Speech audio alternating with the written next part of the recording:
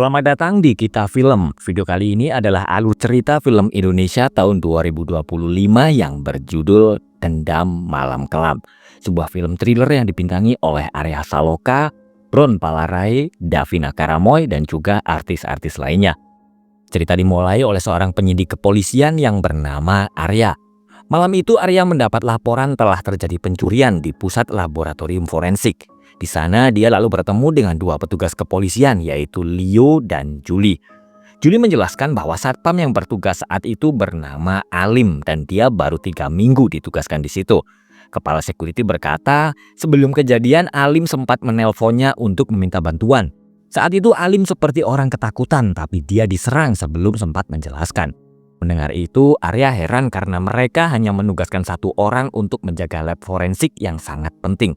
Julie lalu melaporkan bahwa ada satu mayat yang hilang, yaitu mayat seorang perempuan bernama Sofia. Dia dilaporkan meninggal karena serangan jantung dan belum sempat diotopsi. Saat kejadian itu ada satu CCTV yang masih menyala, tapi polisi tidak bisa masuk ke ruang kontrol karena passcode-nya telah diganti. Menurut data yang diperoleh Julie, Sofia adalah seorang perempuan berumur 50 tahun yang memiliki suami bernama Jeffrey. Mereka berdua tidak memiliki anak dan dia baru saja pulang dari Berlin untuk urusan bisnis. Jeffrey sedang bersama teman-temannya yang datang untuk berbelasungkawa. Setelah mereka pulang, Jeffrey kemudian pergi menemui kekasih gelapnya yaitu Sarah. Jeffrey lalu terkejut karena mendapat kabar bahwa jenazah Sofia telah hilang. Ternyata Jeffrey adalah penyebab meninggalnya Sofia agar dia bisa bersama Sarah. Dan dia yakin saat itu Sofia benar-benar sudah meninggal. Jeffrey kemudian pergi ke lab forensik dan bertemu dengan Arya. Dia marah-marah kenapa jenazah istrinya bisa hilang. Arya curiga Sofia memiliki musuh karena dia adalah pemilik perusahaan farmasi terbesar di Indonesia. Mendengar itu, Jeffrey berkata bahwa Sofia tidak pernah memiliki musuh. Begitu juga dengan dirinya. Leo lalu menunjukkan surat perjanjian pranikah antara Jeffrey dan Sofia yang dia dapatkan dari saudara Sofia. Leo sebelumnya pergi ke rumah Jeffrey untuk membicarakan surat itu, tapi Jeffrey berkata bahwa saat itu dia sedang keluar membeli obat. Setelah menginterogasi Jeffrey, Arya lalu menemui dokter yang menangani jenazah Sofia. Dia adalah Dokter Nadia. Jeffrey meminta Sarah untuk menyelidiki Alim yang sedang dirawat di rumah sakit. Dia menyuruh Sarah mencari tahu apa yang dilihat Alim malam itu sehingga dia ketakutan. Menurut informasi yang diterima, Sofia menderita aerofobia atau ketakutan akan terbang. Tapi Jeffrey berkata Sofia telah berobat ke psikiater dan telah sembuh. Karena Sofia dilaporkan baru saja pulang dari Berlin, Dokter Nadia menjelaskan bahwa stres akibat penerbangan panjang juga bisa mengakibatkan henti jantung. Dokter Nadia lalu menduga apakah Sofia sebenarnya sedang mati suri. Mendengar itu, Arya segera mengajaknya keluar ruangan. Arya dan Leo tidak percaya dengan dugaan Dokter Nadia karena jika Sofia mati suri, maka dia pasti akan berteriak minta tolong ketika hidup kembali. Dokter Nadia akhirnya bersedia menarik dugaannya. Dia lalu berkata bahwa henti jantung bisa diciptakan, yaitu dengan memasukkan sesuatu ke dalam tubuh yang menyebabkan henti jantung. Tapi hal itu bisa dibuktikan hanya dengan satu cara, yaitu otopsi. Mendengar itu, Arya berkata bahwa mereka tidak akan mungkin melakukan otopsi karena jenazah Sofia telah hilang. Ternyata Dokter Nadia dulu membantu menangani jenazah istri Arya yang meninggal karena kecelakaan. Jeffrey ingin segera pergi dari situ dan berkata kepada Leo bahwa dia sedang berduka, tapi lampu tiba-tiba mati. Jeffrey menemukan serum T800 di dalam loker, yaitu serum yang dulu dia masukkan ke dalam minuman Sofia. Jeffrey sebelumnya adalah seorang dosen kimia yang ahli dalam bidang farmasi. Setelah menikah dengan Sofia, dia diangkat menjadi direktur perusahaan milik keluarga Sofia. Selama ini, Jeffrey merasa marah karena Sofia sering merendahkannya. Setelah lampu kembali menyala, Arya dan Leo heran karena Jeffrey berada di ruang jenazah. Arya lalu marah karena melihat barang-barang milik Sofia tidak berada di loker. Setelah memeriksa, Leo berkata bahwa semua barang Sofia ada kecuali handphonenya. Jeffrey bersumpah dia tidak mengambil handphone Sofia, tapi Arya segera menggeledahnya dan dia menemukan serum T800. Jeffrey berkata dia menemukan serum itu di dalam loker dan dia tidak begitu paham tentang serum itu.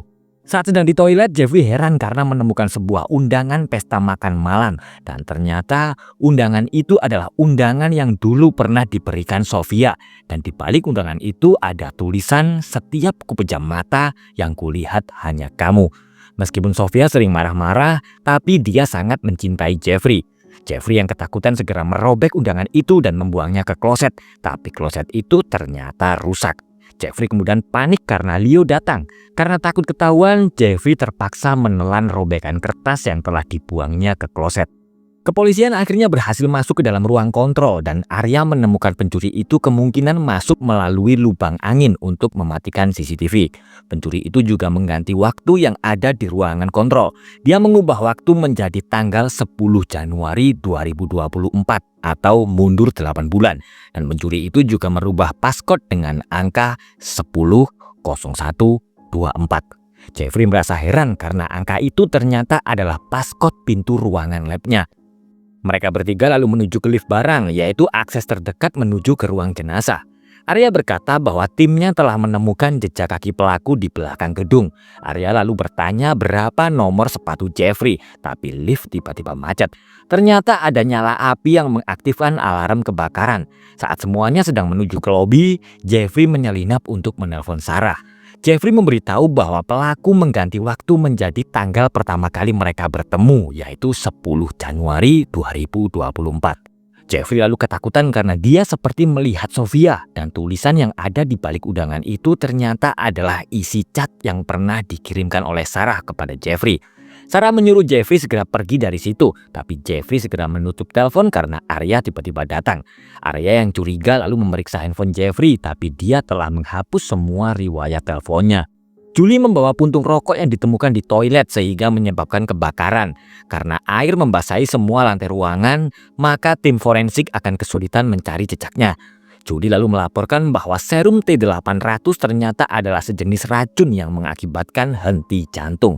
Setelah mendengar itu, Arya memerintahkan Julie menyiapkan mobil tahanan dan menjaga Jeffrey dalam pengawasan penuh. Jeffrey yang ditahan di ruang otopsi langsung ketakutan karena mendengar suara Sofia, dan dia lalu heran karena menemukan segelas anggur. Pintu kamar mayat tiba-tiba terbuka dan Sofia tiba-tiba muncul di belakang Jeffrey, tapi Jeffrey ternyata hanya bermimpi. Jeffrey mendengar suara musik dari kamar mayat dan suara musik itu ternyata berasal dari dalam sebuah kantong jenazah. Perlahan-lahan, Jeffrey memasukkan tangannya ke kantong jenazah. Dia lalu menemukan sebuah handphone dan Sofia sedang menelponnya.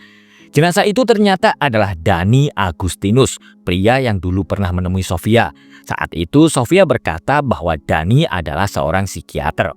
Jeffrey kemudian menelpon nomor Sofia dan ternyata handphone Sofia tertinggal di sebuah restoran. Sang pelayan restoran berkata bahwa handphone Sofia ditemukan di toilet. Jeffrey menelpon Sarah dan menyuruhnya mencari tahu siapakah Dani Agustinus sebenarnya. Arya menduga Jeffrey telah membunuh Sofia dengan menggunakan serum T800 dan dia lalu mencuri mayatnya untuk menghindari otopsi. Mendengar itu, Jeffrey langsung membantah karena dia tidak mungkin membawa barang bukti ke tempat itu. Jeffrey lalu menjelaskan bahwa serum T800 larut di dalam darah dan tidak mungkin ditemukan dalam otopsi. Mendengar itu, Arya heran karena Jeffrey sebelumnya berkata bahwa dia tidak paham dengan serum T800. Arya lalu mengeluarkan alat perekam dan dia menyuruh Jeffrey menceritakan bagaimana hubungannya dengan Sofia. Saat itu, Sofia menjadi pembicara di acara seminar farmasi nasional dan Jeffrey yang seorang dosen juga ada di acara itu untuk mewakili kampusnya. Suatu hari, motor Jeffrey mogok dan kebetulan mobil Sofia sedang lewat. Semakin hari hubungan mereka berdua semakin dekat dan mereka akhirnya saling jatuh cinta. Setelah mendengar itu, Arya tidak percaya. Dia menduga Jeffrey menikahi Sofia yang usianya 15 tahun lebih tua hanya untuk mendapatkan perusahaannya. Jeffrey lalu bercerita bahwa dia menemukan mayat Sofia di sofa ketika dia pulang kerja. Arya lalu mengeluarkan sebuah berkas. Ternyata Sofia telah menyewa penyidik swasta untuk menyelidiki Jeffrey karena dia curiga Jeffrey telah selingkuh. Di dalam surat perjanjian pranikah itu terdapat pasal yang menyebutkan bahwa Jeffrey tidak akan mendapatkan apa-apa jika dia selingkuh dan Sofia menceraikannya. Arya curiga Jeffrey telah membunuh Sofia karena dia takut ketahuan selingkuh. Dan Jeffrey langsung terkejut karena penyidik swasta itu ternyata adalah Dani Agustinus. Jeffrey lalu membawa Arya ke kamar mayat dan menunjukkan bahwa Dani Agustinus sudah meninggal. Tapi Jeffrey kebingungan karena ternyata tidak ada jenazah atas nama Dani Agustinus. Julie melaporkan bahwa Dani Agustinus tidak ada di rumahnya. Begitu juga dengan data-data yang sedang diselidikinya karena ada yang telah mengambil hard disk komputernya. Sarah memberitahu Jeffrey bahwa ada seseorang yang meninggalkan flash disk di depan pintu rumahnya dan flash disk itu ternyata berisi foto-foto mereka berdua.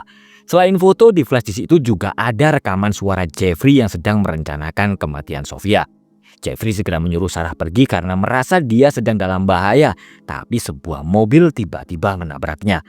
Jeffrey memohon agar polisi segera menyelamatkan Sarah, tapi Arya mengajukan satu syarat, yaitu Jeffrey harus menceritakan semuanya.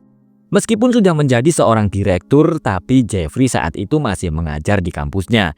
Dia lalu bertemu dengan Sarah dan mereka berdua kemudian saling jatuh cinta. Jeffrey merasa Sarah adalah orang yang bisa menghargainya karena selama ini Sofia selalu merendahkannya. Tapi meskipun begitu, Jeffrey belum siap untuk meninggalkan Sofia. Sarah yang sudah menunggu lama merasa lelah dan dia kemudian marah. Sofia yang merasa curiga lalu meminta bantuan Dani Agustinus untuk menyelidiki Jeffrey. Karena tidak ingin kehilangan Sarah dan juga karirnya, Jeffrey akhirnya memutuskan untuk menyingkirkan Sofia.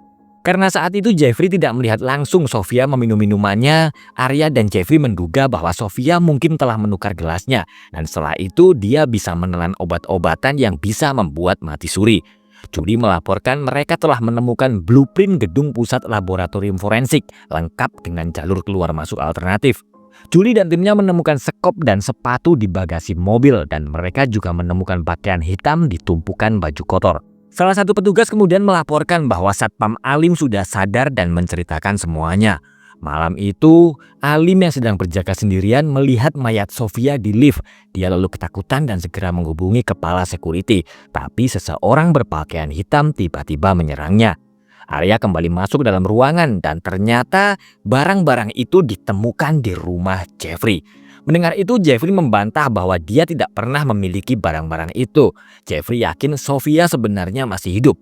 Dia menduga Dani telah membantunya untuk merencanakan itu semua.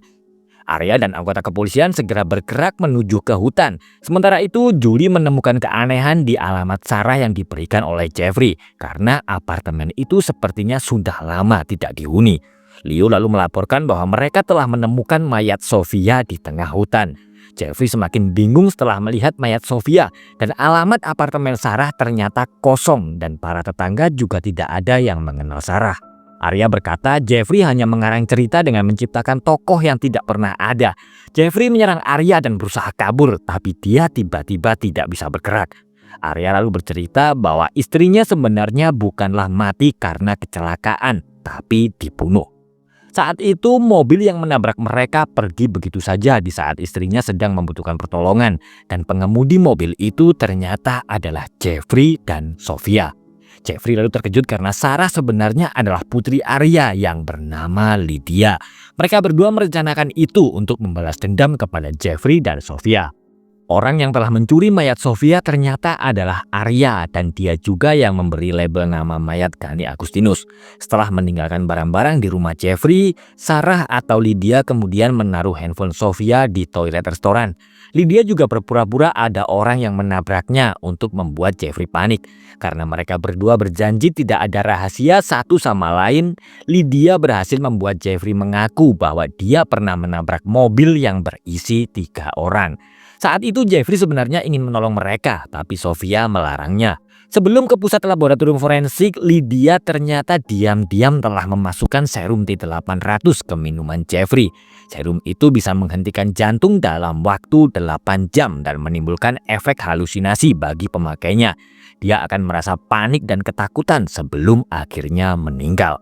Lydia sedang berada di bandara dan dia akan kembali ke Malaysia. Jeffrey akhirnya mati karena serum T800 sudah berada di tubuhnya selama 8 jam dan film pun selesai. Terima kasih sudah menonton dan jangan lupa subscribe channel Kita Film untuk alur cerita film berikutnya.